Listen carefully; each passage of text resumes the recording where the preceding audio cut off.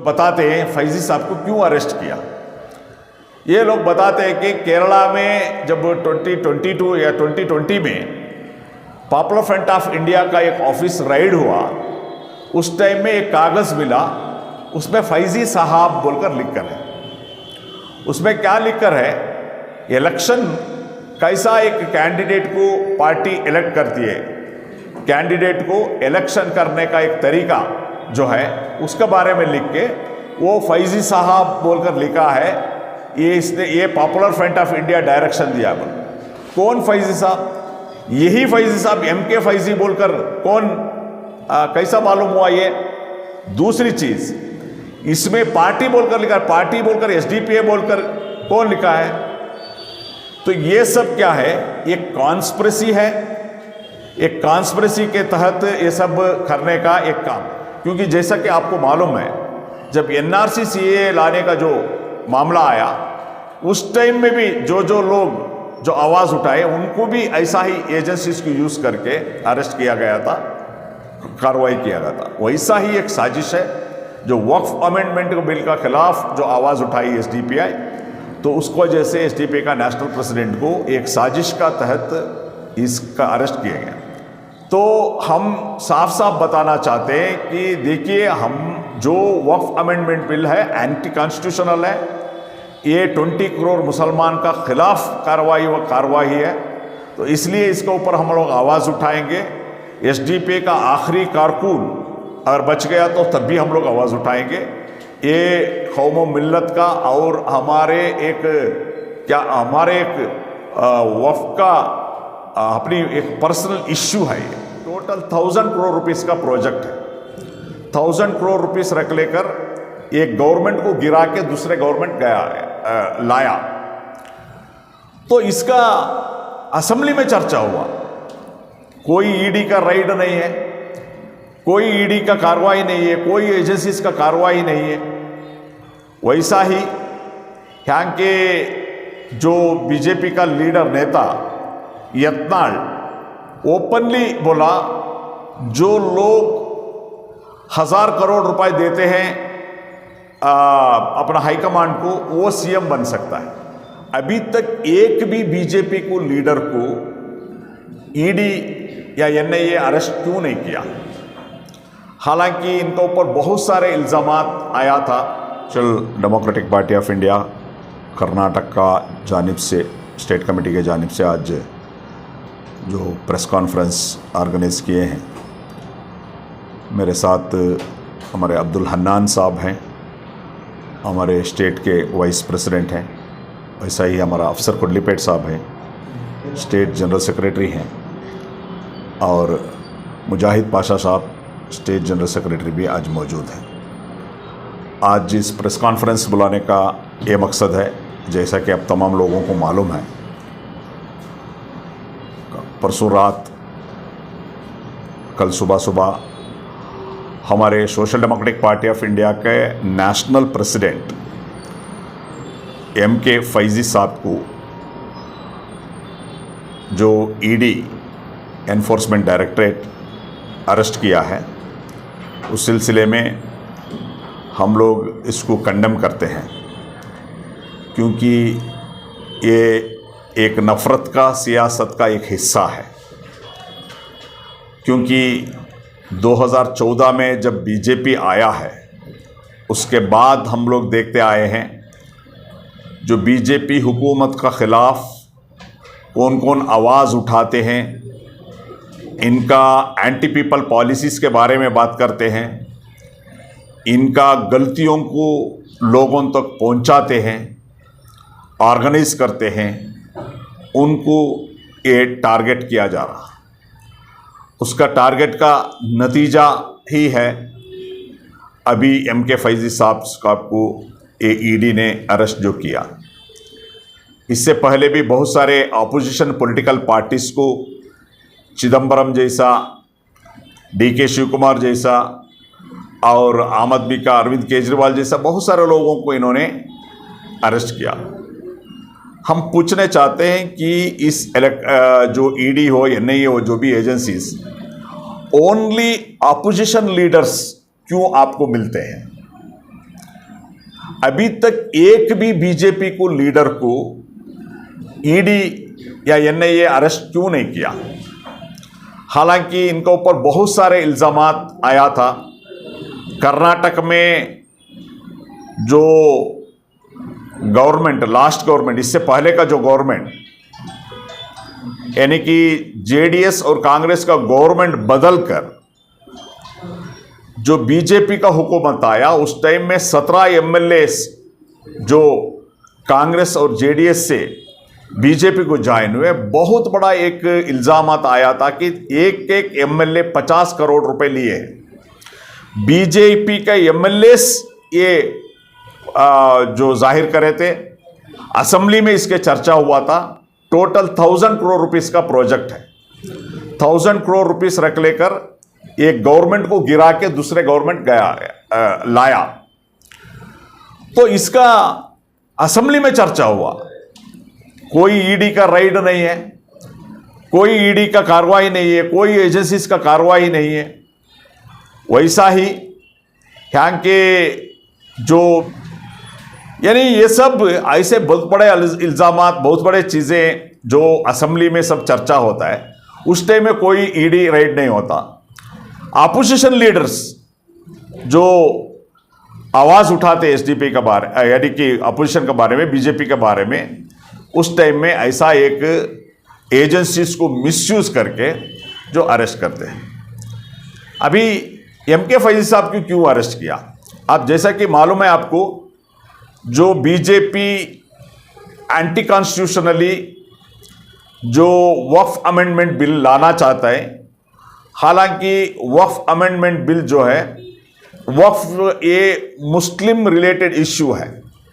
इसका जो बेनिफिशियरी है ये इसमें इन्वॉल्व है ओनली मुस्लिम कम्युनिटी है। मुस्लिम कम्युनिटी का कोई लीडर या कोई मेंबर ऑफ पार्लियामेंट, कोई लोग एक अमेंडमेंट बिल लाने का कोई रिक्वेस्ट इनको नहीं किए। उसके बावजूद भी ये जो अमेंडमेंट बिल लाकर वक्फ को खत्म करने का, वक्फ का प्रॉपर्टीज को खत्म करने का एक साजिश है। तो इस साजिश के खिलाफ अगर सबसे पहले आवाज उठाई तो social democratic party of India मुल्क भर में ये एहतजाज हम लोग छेड़े थे।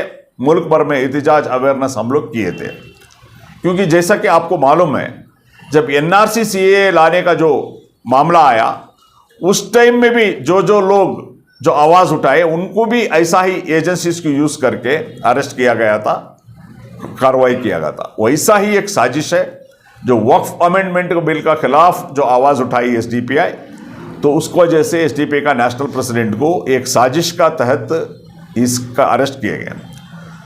तो हम साफ साफ बताना चाहते हैं कि देखिए, हम जो वक्फ अमेंडमेंट बिल है एंटी कॉन्स्टिट्यूशनल है।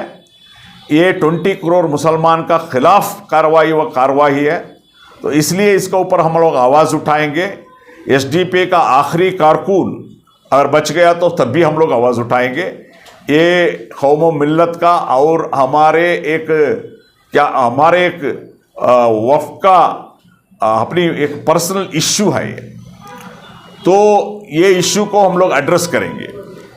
दूसरा, मैंने देखा एक प्रेस रिलीज आया है ईडी का। ये लोग जो बताते हैं फैजी साहब को क्यों अरेस्ट किया, ये लोग बताते हैं कि केरला में जब 2022 या 2020 में पॉपुलर फ्रंट ऑफ इंडिया का एक ऑफिस राइड हुआ, उस टाइम में एक कागज़ मिला, उसमें फैजी साहब बोलकर लिखकर है। उसमें क्या लिखकर है, इलेक्शन कैसा एक कैंडिडेट को पार्टी इलेक्ट करती है, कैंडिडेट को इलेक्शन करने का एक तरीका जो है उसके बारे में लिख के वो फैजी साहब बोलकर लिखा है। ये popular front of India direction दिया बोलकर। कौन फैजी साहब? यही फैजी साहब एमके फैजी बोलकर कौन कैसा मालूम हुआ ये? दूसरी चीज, इसमें पार्टी बोलकर लिखा है, पार्टी बोलकर एसडीपीए बोलकर कौन लिखा है? तो ये सब क्या है? एक कॉन्स्पिरेसी है। एक कॉन्स्पिरेसी के तहत ये सब करने का एक काम है।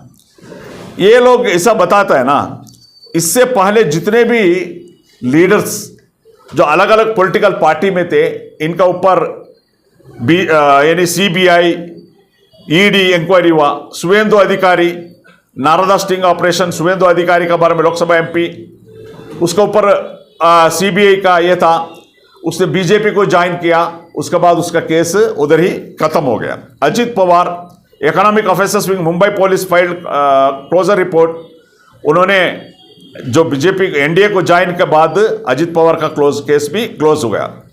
हेमंत बिस्वा शर्मा अभी असम का चीफ मिनिस्टर है, शारदा चिट फंड में 2014 में कांग्रेस में था, उसके ऊपर बहुत बड़ा एक स्कैम इल्जामात लगाए थे, एबी ईडी एजेंसीज वगैरह, वो बीजेपी को ज्वाइन किया, वो केस किधर हो गया, क्यों ईडी अरेस्ट नहीं किया हेमंत बिस्वा शर्मा को? अशोक चौहान महाराष्ट्र सीएम, उसके ऊपर भी ऐसा ही एक केस था, ईडी आदर्श हाउसिंग केस में ईडी एंड सीबीआई का, वो बीजेपी को ज्वाइन किया, केस खत्म। यानी कि जो आदमी दूसरे पॉलिटिकल पार्टी में रहता है उसके ऊपर आरोप रहता है ईडी का, सीबीआई का, एनआईए का, कोई भी सेंट्रल एजेंसी का, जब वो बीजेपी को ज्वाइन करता है उसका केस खत्म हो जाता है। ये जो ये क्रेडिबिलिटी है क्या ये एजेंसीज का? क्या लोग सोचेंगे 140 करोड़ रहने वाले इस मुल्क का जो agencies, top most agencies, ED, NIA, CBI, ये क्रेडिबिलिटी है क्या? वर्ल्ड में, वर्ल्ड मीडिया, वर्ल्ड के लोग क्या सोचेंगे इसके बारे में? अगर ये इतना सालों तक 2014 से इतना सालों एक भी बीजेपी लीडर नहीं मिला क्या जो पीएमएलए एक्ट में जो वायलेशन किया? ये सब एक पॉलिटिकल साजिश है। और इसका नतीजा क्या होता है ये भी मैं बताता हूं। नतीजा क्या होता है देखिए, सुप्रीम कोर्ट ने कहा, मैंने नहीं कहा, सुप्रीम कोर्ट में कहता है 5000 केसेस में ईडी का जो पीएमएलए का 5000 केसेस में, prevention of money laundering act का 5000 केसेस में पास्ट डिकेड में ओनली 40 कन्विक्शन है।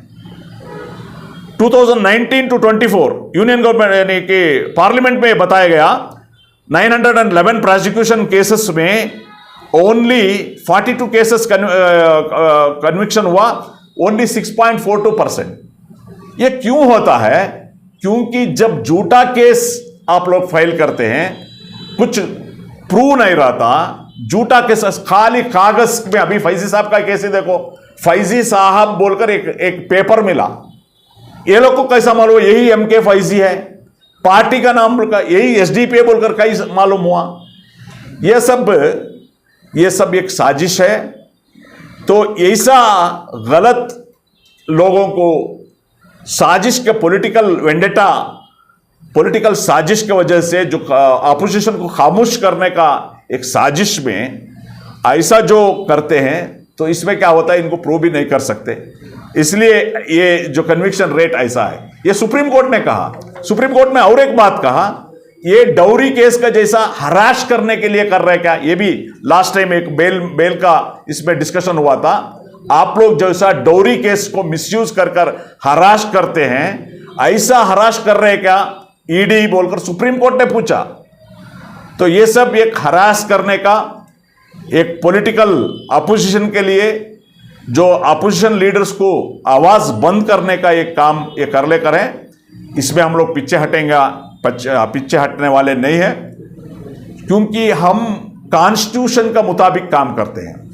कॉन्स्टिट्यूशन का वैल्यूज को हम अपहेल्ड करना चाहते हैं, डेमोक्रेसी को स्ट्रांग करना चाहते हैं। मैंने मेरा जिंदगी में ऐसा नहीं देखा, ऐसा जो सेंट्रल एजेंसीज को इतना मिसयूज कर ये जो अपोजिशन को खामोश करने का काम, तो जो ऐसे बड़े बड़े जो एजेंसीज का क्रेडिबिलिटी चला गया। तो इसलिए हम social democratic party of India जो आग्रह करते हैं, अर्ज करते हैं जो सेंट्रल हुकूमत को, ये पॉलिटिकल वेंडेटा छोड़िए, आइडियोलॉजी का साथ आप बात कीजिए, जो हमारे जो क्वेश्चंस है वो क्वेश्चंस को आंसर कीजिए, ऐसा खामोश करने का कोशिश मत कीजिए। इमीडिएटली हमारे नेशनल प्रेसिडेंट को आप रिलीज करना, इमीडिएट रिलीज करना है, उनको जस्टिस मिलना है। क्योंकि एमके फैजी साहब एक पॉलिटिकल बैकग्राउंड में आया हुआ, किसी एमपी का बेटा, किसी एमएलए का बेटा, या एक करप्ट आदमी का, एक करप्शन किया हुआ या गलत किया हुआ, एक ही सिंगल उनका ऊपर दबा नहीं है। सिंगल एक क्लीन इमेज ग्राउंड लेवल में आकर जो मजलूमों के लिए, डाउन ट्रॉडन के लिए पूरे मुल्क भर में काम किया हुआ जो लीडर है, जो परसों आया आपको रिपोर्ट, आपको मालूम है, the most 100 influential Muslim personalities में फैजी साहब का नाम भी है। तो ऐसे एक लीडर को, एक वॉइस को खामोशी करने का ये जो साजिश है, ये नाकामयाब होगा। हम लीगल फाइट, हम लोग एजिटेशन भी करेंगे, हम लीगल फाइट भी करेंगे। हर तरीके से इस जो मिसयूज ऑफ पावर को हम आवाम तक, लोगों तक बाहर लेके आएंगे। Thank you. As a national party अगला कदम क्या रहेगा और कानूनी लड़ाई किस तरीके से लड़ाई? देखिए, हम लोग कल ही मुल्क भर में हमारा एहतजाज हम लोग किए हैं और आज भी एहतजाज चालू रहेगा। हमारा जो एहतजाजी जो भी मामला है वो आगे बढ़ेगा। कानूनी कार्रवाई क्या करना है, हमारे एडवोकेट्स जो भी है, हमारे नेशनल लीडर्स इसके ऊपर ऑलरेडी कार्रवाई शुरू करें। कानूनी लड़ाई भी लेंगे, एहतजाज भी हम लोग जारी करेंगे। हर तरीके से ये जो नाइंसाफ़ी को हम लोग क्वेश्चन करने वाले हैं।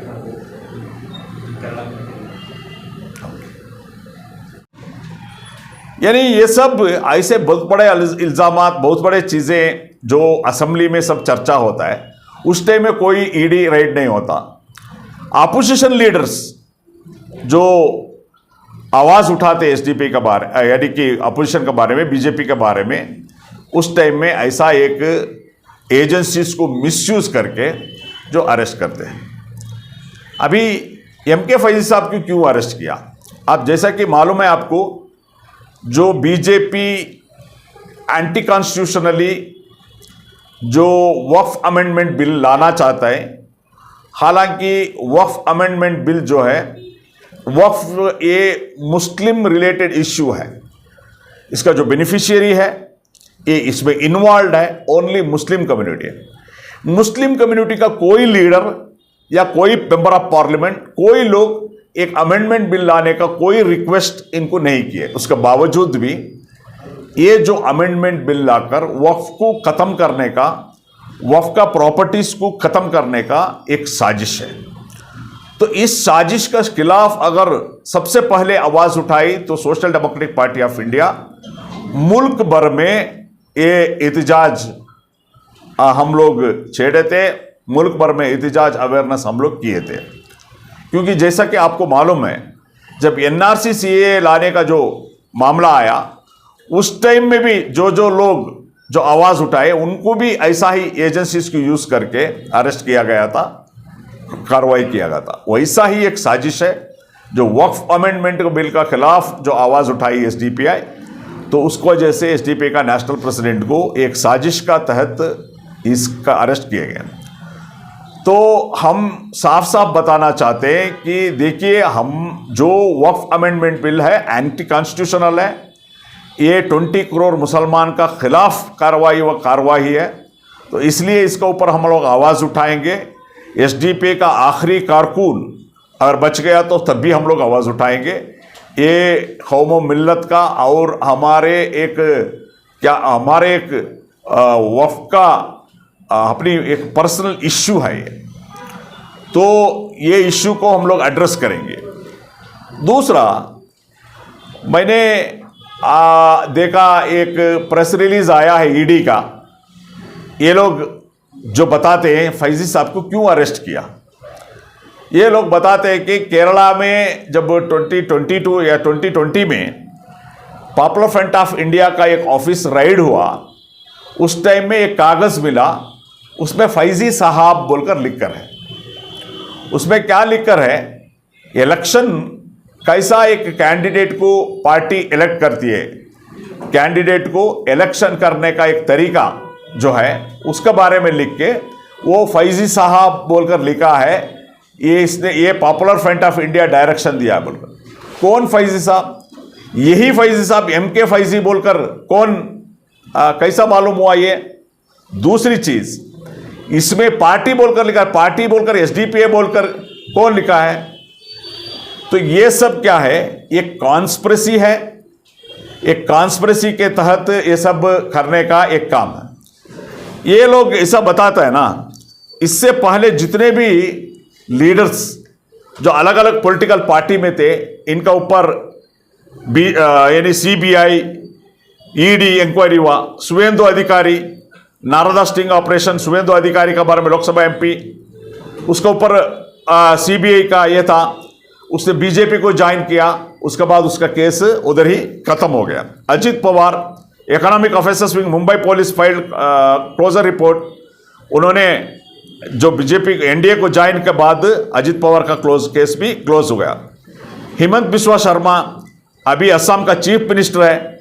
शारदा चिट फंड में 2014 में कांग्रेस में था, उसके ऊपर बहुत बड़ा एक स्कैम इल्जामात लगाए थे, एबी ईडी एजेंसीज वगैरह।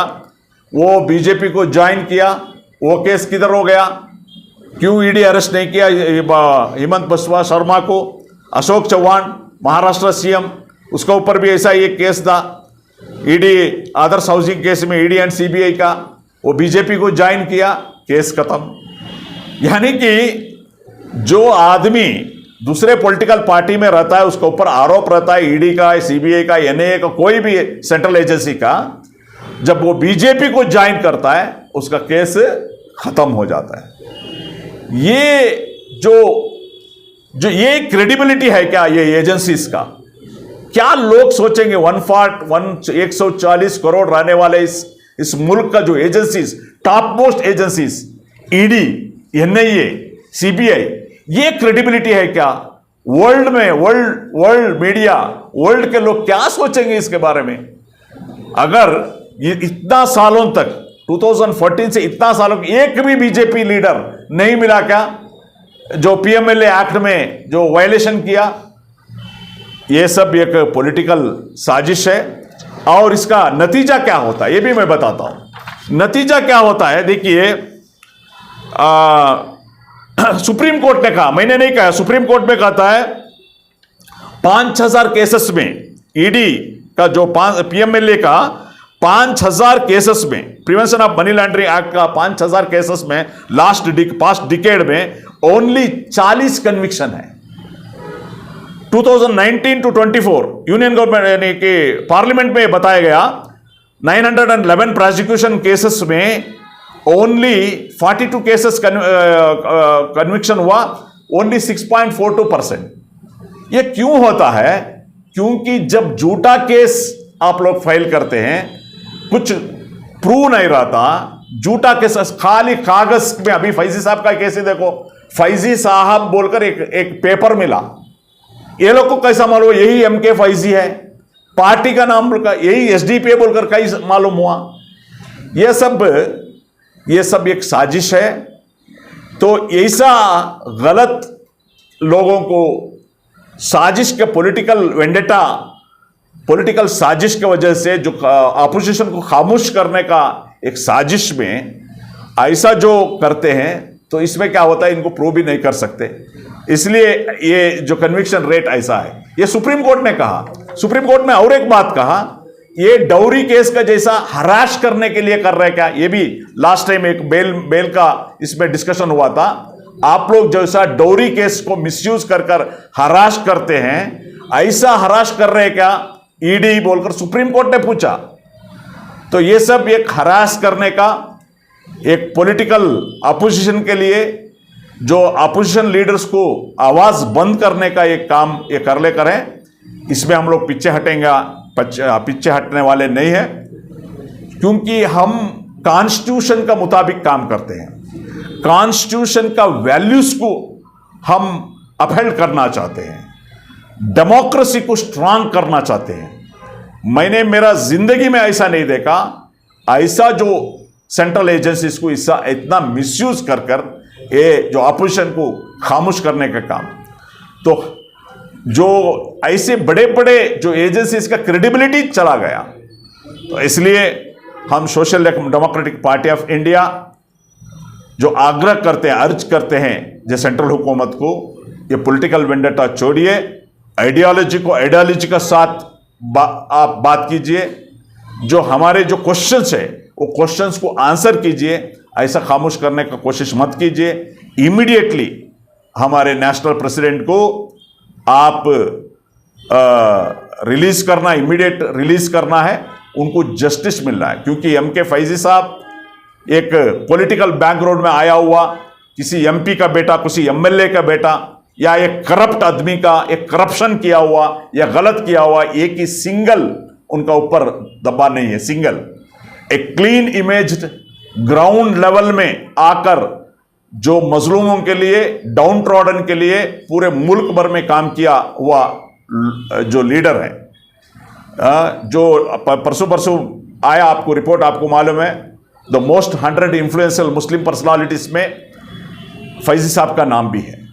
तो ऐसे एक लीडर को, एक वॉइस को खामोशी करने का ये जो साजिश है, ये नाकामयाब होगा।